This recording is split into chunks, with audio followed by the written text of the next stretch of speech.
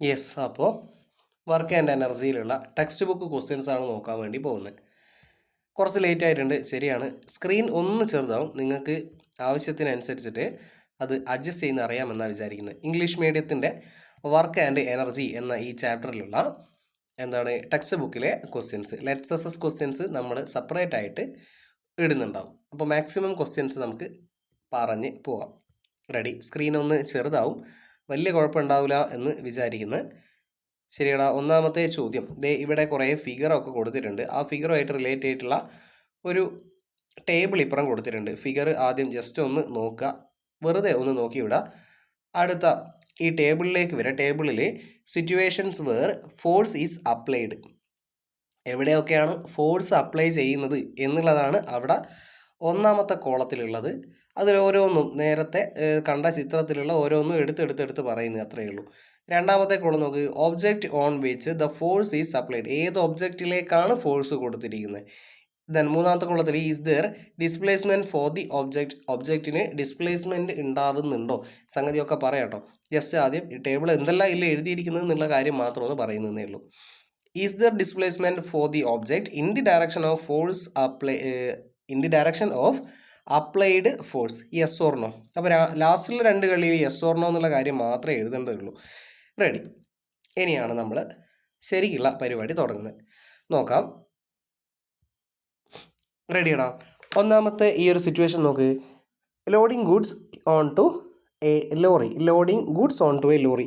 നേരത്തെ ആ ചിത്രത്തിൽ കണ്ടിട്ടുണ്ടാവുക ഈ കാര്യമാണ് പറയുന്നത്. ഇവിടെ ഗുഡ്സിൻ്റെ മേലേക്ക് ഫോഴ്സ് അപ്ലൈ ചെയ്യുന്നുണ്ടോ? തീർച്ചയായിട്ടും ചെയ്യുന്നുണ്ട്.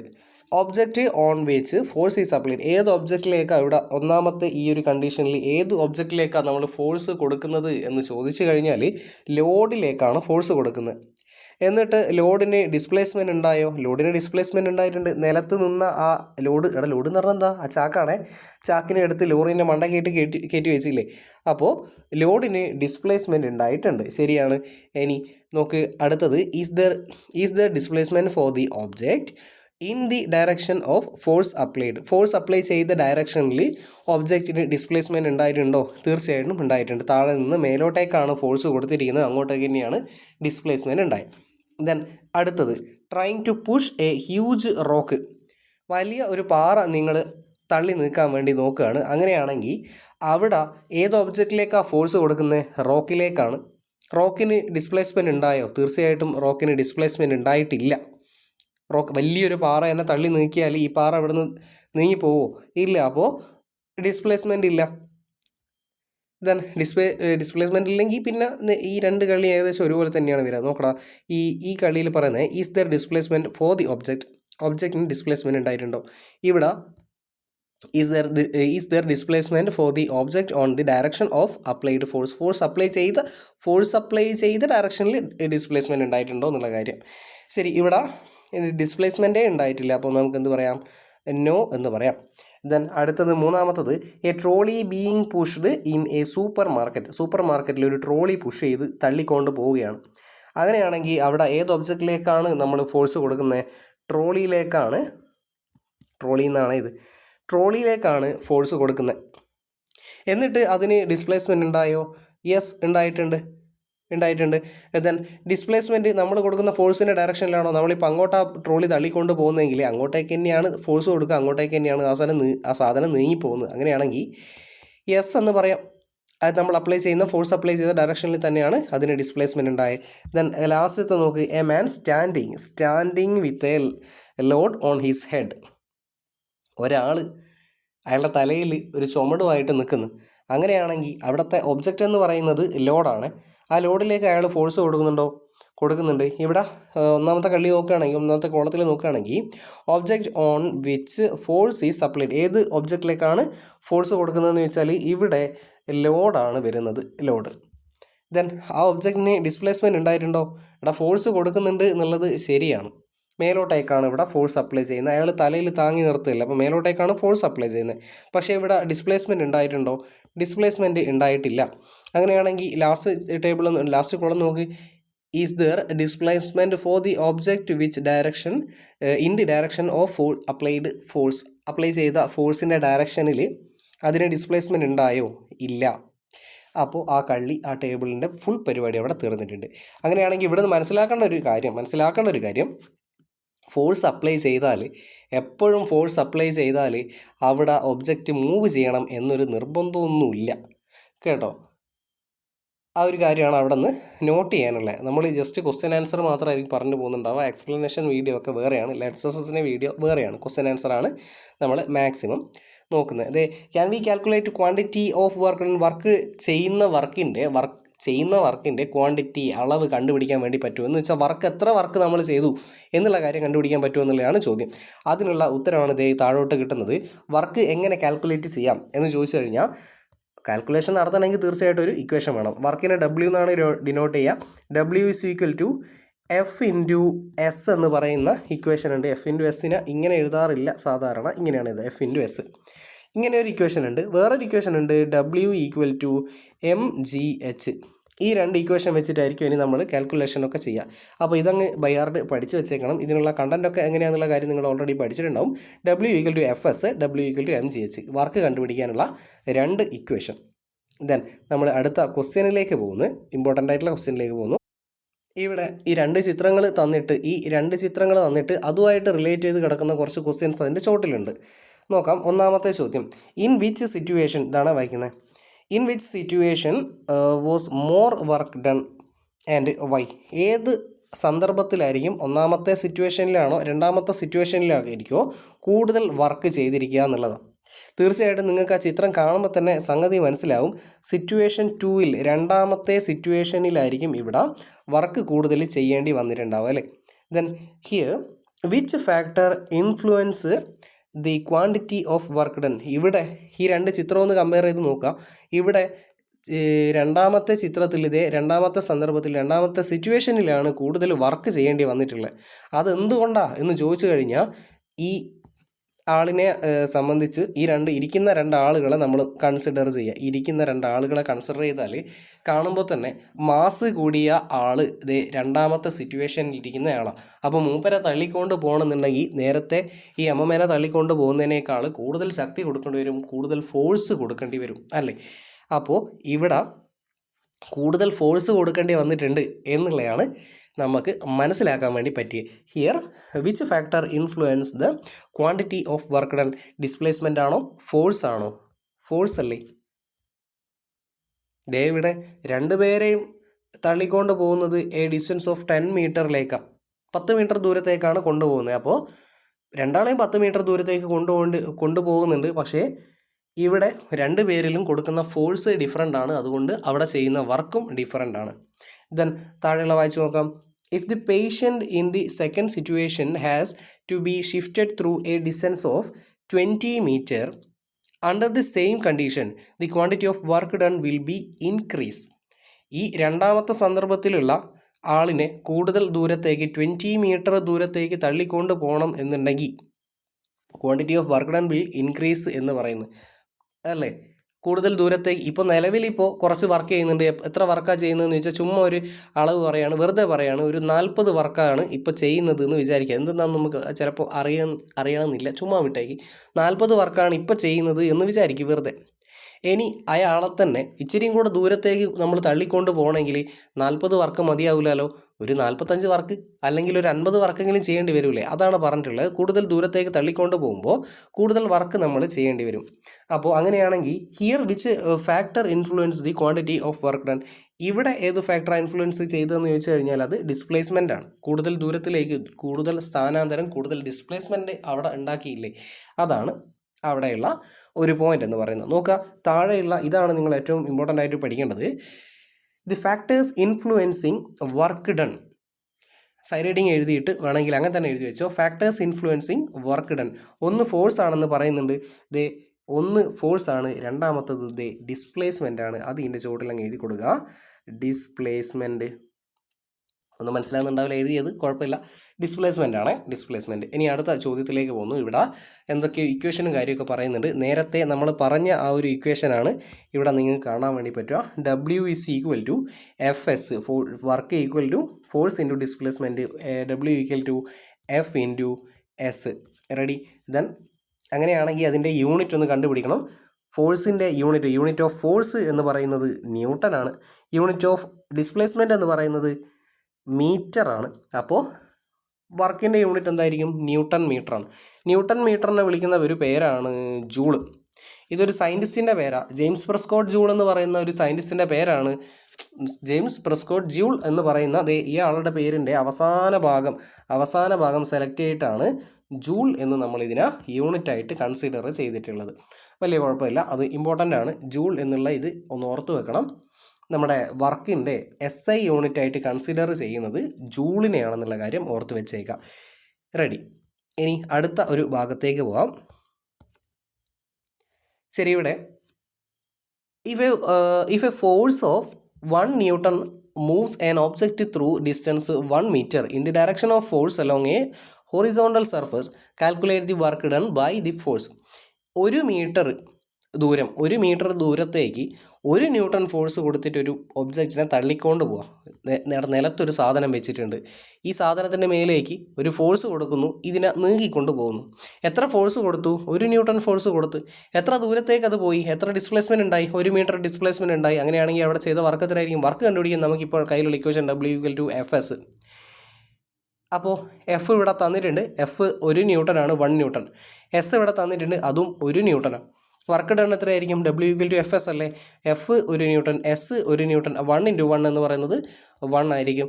ജൂൾ എന്നാണ് അതിൻ്റെ യൂണിറ്റ് വരെ. 1 ജൂൾ എന്ന് ആൻസർ കിട്ടും. അടുത്ത ഭാഗത്തേക്ക് പോകാം. ഇതൊന്ന് ചുമ്മാ വായിച്ച് വെച്ചേക്ക് കേട്ടോ. 1 മാർക്കിനൊക്കെ ചിലപ്പോൾ ചോദിച്ചാളി. ദെൻ അടുത്ത ഇമ്പോർട്ടൻ്റ് ആയിട്ടുള്ള ക്വസ്റ്റ്യനിലേക്ക് പോകാം. ഇവിടെ കണ്ടോ, അടുത്ത ഒരു ഇക്വേഷൻ നിങ്ങൾക്ക് ഇവിടെ കാണാൻ വേണ്ടി പറ്റും. വർക്ക് കണ്ടുപിടിക്കാനുള്ള അടുത്ത ഒരു ഇക്വേഷൻ W=mgh. നേരത്തെ W=Fs എന്ന് പറയുന്ന ഒരു ഇക്വേഷൻ പഠിച്ച്. ഇനി ഇപ്പോൾ W=mgh എന്ന് പറയുന്ന ഇക്വേഷൻ ഇവിടെയുള്ള ഒരു സന്ദർഭമൊക്കെ കാര്യങ്ങളൊക്കെ പറയുന്നുണ്ട്. അതൊന്നും പറഞ്ഞ് ഇപ്പോൾ കൊളാകുന്നില്ല. അതും കൂടെ പഠിച്ചിട്ട് ഈ രണ്ട് ഇക്വേഷൻ എത്രയും വളരെ പ്രധാനപ്പെട്ട സാധനങ്ങളാണ്. ഇതൊന്നും അവിടെ പഠിച്ചു വെച്ചേക്കാം. നമ്മൾ ഈ ഇക്വേഷൻ വെച്ചിട്ടുള്ള 2 പ്രോബ്ലം ചെയ്യാൻ വേണ്ടി പോവുകയാണ് കേട്ടോ. 2 പ്രോബ്ലം ചെയ്യാൻ വേണ്ടി പോവുകയാണ്, ശ്രദ്ധിക്കാം. നോക്കാം. Calculate the quantity of work required to lift an object of mass 100 gram to a height of 1 meter. അപ്പോൾ 100 gram ഉള്ള ഒരു സാധനമുണ്ട്. 100 gram ഉള്ള ഒരു സാധനം, ഇതാണ് സാധനം. ഇതിൻ്റെ മാസ് വരുന്നത് 100 gram ആണ്. അത് ക്വസ്റ്റ്യനിൽ തന്നതുകൊണ്ട് ഞാൻ ആ സാധനം ഒന്ന് എഴുതി വെക്കുന്നു. ഇവിടെ മാസ് =100 gram എന്ന് ചുമ്മാ എഴുതി വെക്കുന്നു. ഈ സാധനം ഇപ്പം നിലത്താണുള്ളത്, തറയിലാണുള്ളത്, ഫ്ലോറിലാണുള്ളത്. ഇനി ഇതിനെ എടുത്ത് ഉയർത്തണം. എത്ര? ഒരു ഹൈറ്റ് ഓഫ് 1 മീറ്ററിലേക്ക് നിലത്തുള്ള ഈ സാധനത്തിന് എടുത്തിട്ട് ഒരു 1 meter ഹൈറ്റിലേക്ക് എടുത്ത് ഉയർത്തണം. അപ്പോൾ പിന്നെ ഈ സാധനം ഉണ്ടാവുന്നത് ഇവിടെ ആയിരിക്കും. ഈ ഇത്രയും ഹൈറ്റിലേക്കായിരിക്കും ആ സാധനം ഉണ്ടാവുക. അങ്ങനെയാണെങ്കിൽ എടുത്ത് ഉയർത്തണം എന്നുണ്ടെങ്കിൽ നമ്മൾ തീർച്ചയായിട്ടും ഒരു വർക്ക് ചെയ്യണമല്ലോ. ആ വർക്ക് എത്രയായിരിക്കും? ചെയ്യുന്ന വർക്കിൻ്റെ എമൗണ്ട്, ക്വാണ്ടിറ്റി എത്രയായിരിക്കും എന്നുള്ളതാണ് നമുക്ക് കണ്ടുപിടിക്കാനുള്ളത്. അപ്പോൾ ക്വസ്റ്റ്യനിൽ തന്ന കാര്യങ്ങൾ ആദ്യം തന്നെ എടുത്തങ്ങ് എഴുതി വെച്ചേക്കാം. നോക്കാം. മാസ് നമ്മൾ എഴുതി വെച്ചിട്ടുണ്ട്. ഇവിടെ ചെറിയൊരു പ്രശ്നമുള്ളത്, മാസ് ഉള്ളത് ഗ്രാമിലാണ്. ഗ്രാമിലിട്ടിട്ട് നമ്മൾ കണക്കൊന്നും ചെയ്യൂല. കാരണം മാസിൻ്റെ SI യൂണിറ്റ് കിലോഗ്രാമാണ്. അപ്പോൾ 100 gram എന്ന് പറഞ്ഞു കഴിഞ്ഞാൽ 100/1000 കിലോഗ്രാം. റെഡി? അത് പഠിക്കണം. 100/1000 കിലോഗ്രാം. ഈ 0 കട്ട് ചെയ്യുക, ഈ 0 കട്ട് ചെയ്യുക, ബാക്കി 1/10 എന്ന് വരും. 1/10 എന്ന് പറഞ്ഞാൽ 0.1 ആണ്. അപ്പോൾ ഇതൊക്കെ ഞാൻ ചുമ്മാ അയച്ചു കളയുന്നുണ്ട്. 100 gram എന്ന് വെച്ച് കഴിഞ്ഞാൽ 0.1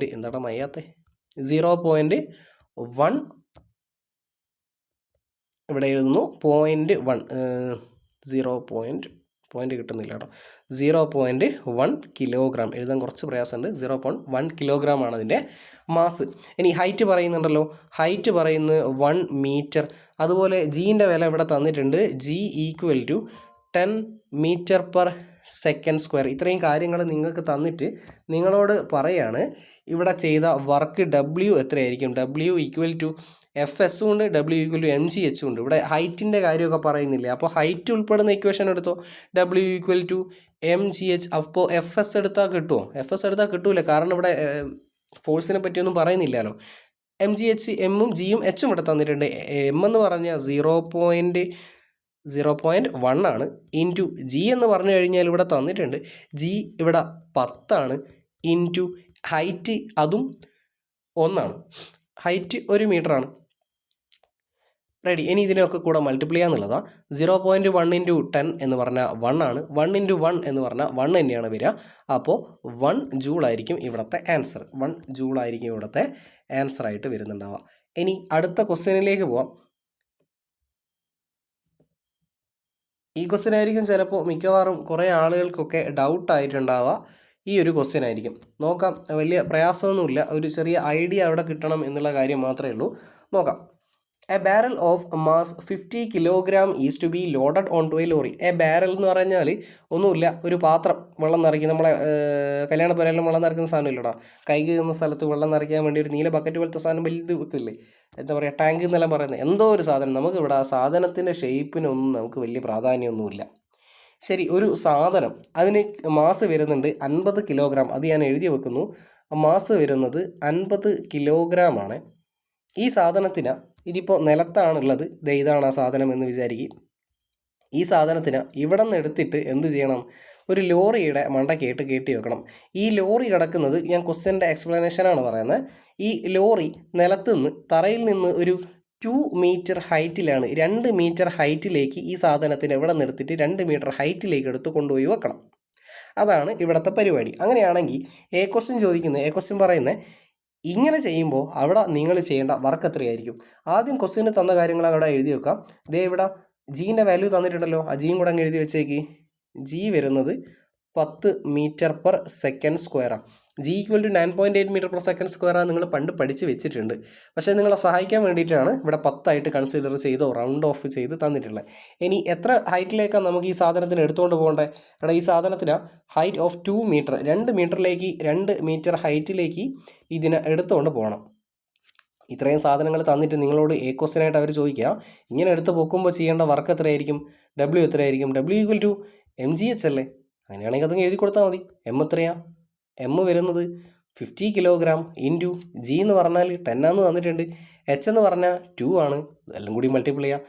50 ഇൻറ്റു 10 എന്ന് പറഞ്ഞാൽ 500. 500 ഇൻറ്റു 2 500ൻ്റെ ഇരട്ടി 1000 ജൂൾ എന്ന് കിട്ടും. വർക്കല്ലേ കണ്ടുപിടിച്ചത്. അപ്പോൾ 1000 ജൂൾ. ഈസി. ആ ലാസ്റ്റ് കിട്ടിയ ആൻസർ ഞാൻ ഇവിടെ ഒന്ന് എഴുതി വെക്കുന്നുണ്ട്. ഡബ്ല്യു ഈക്വൽ ടു 1000 ജൂൾ എഴുതി വെക്കുന്നുണ്ട്. ചുമ്മാ എഴുതി വെച്ചത് 1000 ആണ്. റെഡി. ഇനി രണ്ടാമത്തെ പരിപാടി ഇവർ പറയുന്നത് നോക്ക്. What is the work done against the force of gravity if it is rolled to a height of 2 meter using a inclined plane of length 5 meter. ഞാനൊരു കാര്യം പറയട്ടെ, ഈ സാധനത്തിന് ഇവിടെ ഒരു പ്രസക്തിയുമില്ല, ഒന്നുമില്ല. നേരത്തെ ഇതാണ് ലോറി എന്ന് വിചാരിക്കുക. ഈ സാധനം നമ്മുടെ ബാരൽ ഇവിടെയാണ് കിടക്കുന്നത്. ഇതിനെ നേരെ എടുത്ത് പൊക്കി വെക്കുന്ന കാര്യമാണ് നമ്മൾ നേരത്തെ പറഞ്ഞതെങ്കിൽ ഇവിടെ ഇവരൊരു കൊനസ്റ്റ് പരിപാടി എടുക്കുകയാണ്. സത്യത്തിൽ ചെയ്യാൻ എളുപ്പം ഇവർ പറയുന്നതാണ്. പോട്ടെ. ഒരു 5 മീറ്റർ നീളമുള്ള ഒരു പല ഇങ്ങനെ ചെരിച്ച് വെച്ചിട്ട്, ഇൻക്ലൈൻ ചെയ്ത് വെച്ചിട്ട്, ഇതിൻ്റെ മുകളിൽ കൂടി ഈ ബാരലിനെ ഇങ്ങനെ ഉരുട്ടി ഇതിൻ്റെ മണ്ടയ്ക്കോട്ട് കയറ്റി വെക്കുന്ന കാര്യമാണ് അവിടെ പറയുന്നത്. നോക്കുക, എങ്ങനെയാണെങ്കിലും അവിടെ നിങ്ങൾ ഏത് ഹൈറ്റിലേക്കാണ് എടുത്ത് കൊണ്ടുപോകുന്നത്? സത്യം പറഞ്ഞാൽ ഇവിടെ ഏത് ഹൈറ്റിലേക്കാണ് കൊണ്ടുപോകുന്നത് വെച്ചാൽ 2 മീറ്റർ ഹൈറ്റിലേക്ക് തന്നെയാണ് കൊണ്ടുപോകുന്നത്, അല്ലാതെ ഈ 5 മീറ്ററിലേക്കല്ല. റെഡി. ഇതിൻ്റെ ഇനീഷ്യൽ പൊസിഷൻ എന്ന് പറഞ്ഞാൽ ഇതേ ഇവിടെയാണ്. ഫൈനൽ പൊസിഷൻ എന്ന് പറഞ്ഞാൽ ഇതേ ഇത്രയും ഹൈറ്റിലാണ്. എന്ന് വെച്ചാൽ അവിടുത്തെ ഡിസ്പ്ലേസ്മെൻറ്റ് വരുന്നത് 2 മീറ്റർ തന്നെയാണ്, അല്ലാതെ ഈ 5 മീറ്ററിന് ഇവിടെ യാതൊരു റോളും ഇല്ല എന്നുള്ള കാര്യം ജസ്റ്റ് ഒന്ന് ഓർത്ത് വെച്ചേക്കുക. അങ്ങനെയാണെങ്കിൽ നമ്മൾ തന്ന കാര്യങ്ങൾ വീണ്ടും എടുത്തെഴുതുന്നു. ഇവിടെ മാസ് 50 കിലോഗ്രാം, റിപ്പീറ്റ് ചെയ്യുന്നില്ല. ഹൈറ്റ് ഏത് ഹൈറ്റിലേക്ക് കൊണ്ടുപോകണം? ഹൈറ്റിലേക്ക് കൊണ്ടുപോകുന്നത് 2 മീറ്റർ ഹൈറ്റിലേക്കാണ് കൊണ്ടുപോകുന്നത്. അതാണ് അവിടെ കിട്ടാനുള്ള ഒരൊറ്റ പോയിന്റ് എന്ന് പറയുന്നത്. ഇത് ജീൻ്റെ വില ഇവിടെ തന്നിട്ടുണ്ട്. അങ്ങനെയാണെങ്കിൽ ബി ക്വസ്റ്റ്യനിൽ വർക്കാണ് കണ്ടുപിടിക്കാൻ പറഞ്ഞത്. വർക്ക് ഈക്വൽ ടു mgh തന്നെയാണ്. വീണ്ടും നമ്മൾ നേരത്തെ എഴുതിയ അതേ സാധനം റിപ്പീറ്റ് ചെയ്ത് തരും. M 50 into 10 into 2 equal to 500 into 50 into 10 500 into 2 വീണ്ടും 1000 ജൂൾ. അത്രയേ ഉള്ളൂ. ഇനി താഴെയുള്ള ഈ ഒരു പോയിൻ്റാണ് ഏറ്റവും പ്രധാനപ്പെട്ടത്. ഇതാണ് നോക്കി വെക്കേണ്ടത്. Does the work done against gravity depend on its path of motion? Object move ചെയ്ത പാത്തിനെ വർക്ക് ഡിപ്പെൻഡ് ചെയ്യുന്നുണ്ടോ? ഇല്ല എന്നുള്ള കാര്യമാണ് ഓർക്കേണ്ടത്. ഇത് വെട്ടിക്കളഞ്ഞാണ്, ഇല്ല എന്നുള്ളതാണ്. അപ്പോൾ നിങ്ങൾ എങ്ങനെ പഠിക്കണം? Work done against gravity does not depend upon the path of its motion എന്ന് പഠിച്ചാൽ മതി. Ready. Work done against gravity does not depend upon the path of the object, അങ്ങനെ പഠിച്ചാലും മതി. റെഡി. അതാണ് അവിടെ ഏറ്റവും ഇമ്പോർട്ടൻ്റ് ആയിട്ട് വരുന്ന ഒരു പോയിന്റ് എന്ന് പറയുന്നത്. ഇനി ബാക്കിയുള്ള കാര്യം നമുക്ക് സെക്കൻഡ് പാർട്ടിൽ നമുക്ക് പറയാം.